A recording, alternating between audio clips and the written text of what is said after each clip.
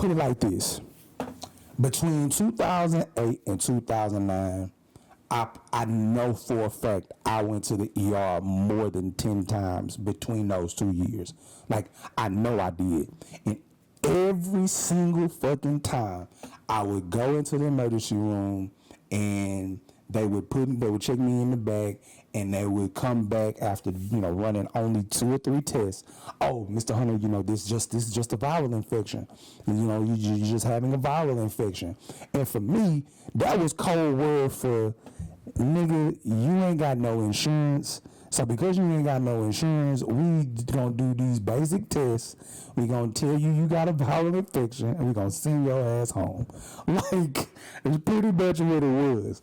And they would give me something for pain. They would also give me steroids and stuff, something like that. And they would send me on my merry little way. So you fast forward to the next year. It's 2010. And at this point, I've been going through this stuff so much for the past couple of years that, like, I'm just like, man, this is something that you just got to live with, push through it, fight through it. You got way too many obligations. You got way too much shit to be doing for you to be just worried about, what's going on with you physically, bro. Tough it out and just get shit done. And I remember, at that point, I was the coordinator or the director of community outreach for the University of Houston Forensic Society at the time. And so that means I'm like a part-time benefits, eligible employee for the university, as well as a member and competitor on the speech and debate team. So that was quite a bit going on. And one of the things that people know about me that I'm passionate about is, and it started my senior year of high school. Man, I love teaching and I love working with kids, specifically elementary school to middle school kids. Like, I love working with them. Their zeal and the zest that they have for speech and debate and just, getting up and performing and stuff like that, man, like, and it ain't nothing like that. Like, it's nothing like that at all.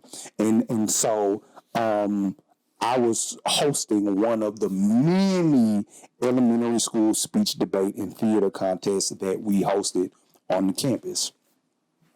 And, this was around like mid-May, I want to say between May 13th and 15th of 2010.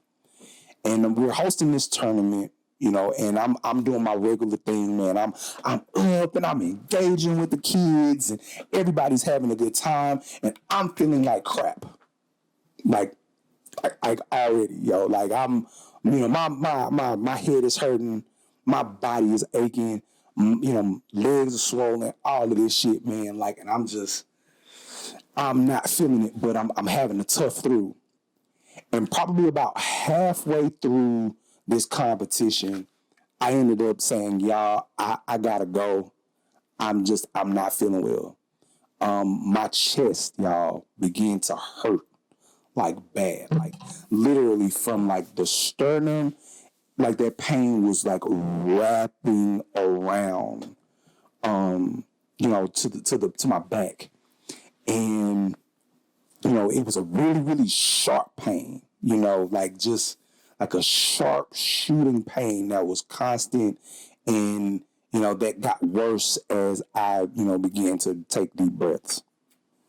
And so, I don't know about y'all, but growing up, when I would eat, a lot of greasy food and just wilding out and stuff like that, even as a youngster, man, I would get gas really, really bad. Like that gas to the point, like, you ever had that gas pocket that's like in the middle of your stomach, like at the top of your abdominal area, or like you would get that gas in your chest or in your back, and all you need is like, just to get that relief. Like, that's what I thought that I was feeling, man. Like, and I know that shit sounds silly now, but it's just like, like, I thought, oh man, this chest pain, that ain't nothing but some gas. All I need to do is pass that or blow couch or, you know what I'm saying, something like that, go to the restroom, whatever, and I'll be good, you know. And it never got worse. It never got better. It only got worse. Like, and I was like, bro, like, you know, here I am a week after, you know, feeling this pain. And I'm like, yo, like, this is not going away. Like, I know I ain't ate nothing that bad to where gas would last a week like this. But I kept pushing. And probably like after about a week and a half, it got to the point where like I could barely breathe, man. I could not lean forward. I could not lie back without there being pain. I couldn't be to the side, you know, either in any situation. I had to take short, shallow breaths.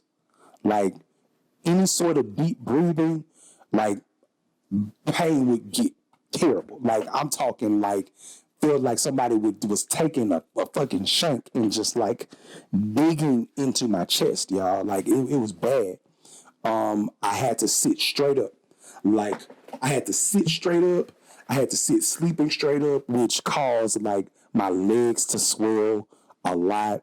My legs were hurting because I couldn't, you know, I couldn't, you know, sit on the couch to the side and put my legs up or anything like that. I couldn't, you know, I couldn't. It was bad, man. It was bad. Like I spent literally 2 weeks like just on the couch. Couldn't be in my bedroom. Couldn't, like, the only relief that I could get was having a bunch of pillows behind me, making sure that my back was stiff, and you know, trying to sleep in that way. You know, and it was a terrible experience. So then you fast forward, and I get rushed to the ER. If I'm not mistaken, I want to say my brother took me to the hospital. I can't remember exactly who. No, it was my ex. It was my girlfriend at the time. She took me and my mom to the hospital, and I could barely walk in on my own. I'm having a hard time breathing. They're asking me to explain to them what the hell is going on, and I can barely talk. And that is when they rush me to the back. They get the EKG. You know, they put all of the probes all over your belly and your chest and all of that good stuff. And you know, and whatever came about on that EKG, they was just like, oh, hell no. Like, get this man to the back immediately. And they get me to the back. They're putting all these different like leads on my chest, and you know, trying to start an IV, and you know, having a difficult time. They take my temperature. My temperature is 102.3. Like it's mayhem. It's chaos everywhere in this fucking thing. And I'm just like, oh man, like I'm freaking out. You know, I'm having a hard time breathing, and in the midst of all of that, the hospital administration comes, and at this point, I'm employed full time by the university, and I got full time benefits, and my insurance card is in my pocket. Now, mind y'all, this is I want to say like May 27th, May 28th, something like that. My insurance don't officially kick in until June the 1st. But in the midst of all of this chaos, like I know I have the mind to be like, tell them, hey, now I do have insurance. My insurance card is in my wallet. My mama has my wallet. So they grab that, and as soon as it was crazy. As soon as my mama handed off the insurance card to the lady, it was like a rush of doctors come in the room. They want to run all kind of tests. There was a CAT scan, 2 X-rays, an MRI. They came in there, and what was crazy was like the EKG shown that I was having like the early stages of a heart attack. What's going on, everybody? My name is CJ Hunter, and I want to say welcome to my channel. This channel is going to be a little bit